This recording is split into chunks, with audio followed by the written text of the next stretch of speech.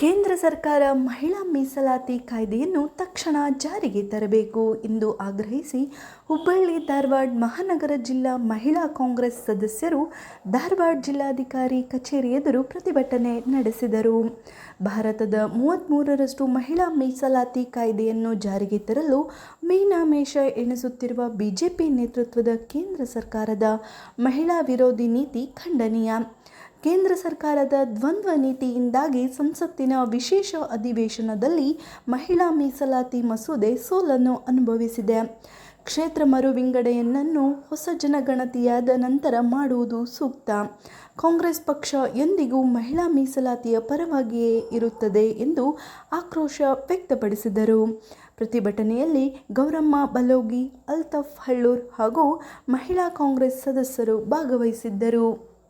ಧಾರವಾಡ ಮಹಾನಗರ ಜಿಲ್ಲಾ ಮಹಿಳಾ ಕಾಂಗ್ರೆಸ್ ವತಿಯಿಂದ ನಮ್ಮ ಅಲ್ತಾಫ್ ಹಳ್ಳೂರ್ ಸರ್, ಜಿಲ್ಲಾಧ್ಯಕ್ಷರಾದಂಥ ಅಲ್ತಾಫ್ ಹಳ್ಳೂರ್ ಸರ್ ಅವರು ಹಾಗೂ ನಮ್ಮ ಬ್ಲಾಕ್ ಅಧ್ಯಕ್ಷರು ಎಲ್ಲ ನಮ್ಮ ಮಹಿಳಾ ಕಾಂಗ್ರೆಸ್ ಕಾರ್ಯಕರ್ತರ ನೇತೃತ್ವದಲ್ಲಿ ನಾವು ಇವತ್ತು ನಮ್ಮ ಕೇಂದ್ರ ಸರ್ಕಾರ ಬಿಜೆಪಿ ಸರ್ಕಾರದ ವಿರುದ್ಧ ನಾವು ಇವತ್ತು ಪ್ರತಿಭಟನೆಯನ್ನು ಹಮ್ಮಿಕೊಂಡಿದ್ದೀವಿ.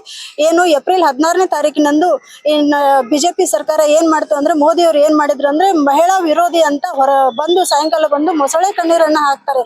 ಯಾವಾಗ್ರಿ ನಾವು ಕಾಂಗ್ರೆಸ್ನವರು ಮಹಿಳಾ ವಿರೋಧಿ ಆಗಿದ್ದವರು ಪಂಚಾಯತ್ ರಾಜ್ ವ್ಯವಸ್ಥೆಯಲ್ಲಿ 50% ಮಹಿಳಾ ಮೀಸಲಾತಿಯನ್ನು ಕೊಟ್ಟು ಪ್ರತಿಯೊಂದು ಗ್ರಾಮ ಪಂಚಾಯತಿಯಲ್ಲಿ ಮಹಿಳೆಯರನ್ನ ಎಲೆಕ್ಷನ್ ನಿಲ್ಲಿಸಿ ಗ್ರಾಮ ಪಂಚಾಯತಿಗಳಲ್ಲಿ ಅಧ್ಯಕ್ಷರನ್ನಾಗಿ ಮಾಡಿದ್ದು ಕಾಂಗ್ರೆಸ್ ಪಕ್ಷ. ಅದೇ ರೀತಿ ಈ ನಮ್ಮ ಭಾರತ ದೇಶಕ್ಕೆ ಮೊದಲು ಮಹಿಳಾ ಪ್ರಧಾನಿಯನ್ನು ಕೊಟ್ಟಿದ್ದು ಕಾಂಗ್ರೆಸ್ ಪಕ್ಷ, ನಮ್ಮ ಇಂದಿರಾ ಗಾಂಧಿ ಅವರನ್ನ. ಅದೇ ರೀತಿ ಪ್ರತಿಭಾ ಪಾಟೀಲ್ರನ್ನ ರಾಷ್ಟ್ರಪತಿಯನ್ನವರನ್ನಾಗಿ ಮಾಡಿದೆ. ಏನಂದ್ರೆ ನಮ್ಮ ಕಾಂಗ್ರೆಸ್ ಪಕ್ಷ ಯಾವತ್ತೂ ಮಹಿಳಾ ವಿರೋಧಿ ಪಕ್ಷ ಅಲ್ಲ. ಏನಂದ್ರೆ ಮಹಿಳೆಯರನ್ನ ಎಲ್ಲರನ್ನೂ ಸಮಾನವಾಗಿ ನೋಡುವಂತ ನಮ್ಮ ಪಕ್ಷ ಕಾಂಗ್ರೆಸ್ ಪಕ್ಷ. ಈ ಬಿಜೆಪಿ ಅವ್ರು ಏನ್ ಮಾಡ್ತಾ ಇದ್ದಾರೆ ಅಂದ್ರೆ ಮೊಸಳೆ ಕಣ್ಣೀರನ್ನ ಹಾಗೆ ಏನು ಪಂಚರಾಜ್ಯಗಳಲ್ಲಿ ಎಲೆಕ್ಷನ್ ನಡೀತಾ ಇದೆ, ಮಹಿಳೆಯರ ಓಟ್ಗಳನ್ನ ಗೆಲ್ಲಲಿಕ್ಕೆ ಅಂತ ಈ ತರ ಒಂದು ನಾಟಕವನ್ನ ಮಾಡ್ತಾ ಇದ್ದಾರೆ. ಮೋದಿ ಸರ್ಕಾರಕ್ಕೆ ನಾವು ಕಾಂಗ್ರೆಸ್ನವರು ಎಲ್ಲ ನಮ್ಮ ಕಾರ್ಯಕರ್ತರು ಎಲ್ಲ ನಮ್ಮ ರಾಜ್ಯದ ನಾಯಕರು ಎಲ್ಲರೂ ಸೇರ್ಕೊಂಡು ನಾವು ಒಂದು ಎಚ್ಚರಿಕೆಯನ್ನ ಕೊಡ್ತಾ ಇದ್ದೀವಿ. ಮುಂದಿನ ದಿನಗಳಲ್ಲಿ ನೀವು ನಿಜವಾಗ್ಲೂ ಮಹಿಳೆಯರ ಪರವಾಗಿ ಇದ್ರೆ ನೀವು ಮುಂದಿನ ದಿನದಲ್ಲಿ ಮಹಿಳಾ ಪ್ರಧಾನಿಯನ್ನಾಗಿ ಮಾಡ್ತೀವಿ ಅಂತ ಒಂದು ಘೋಷಣೆಯನ್ನ ಕೊಡಿ ನೋಡೋಣ.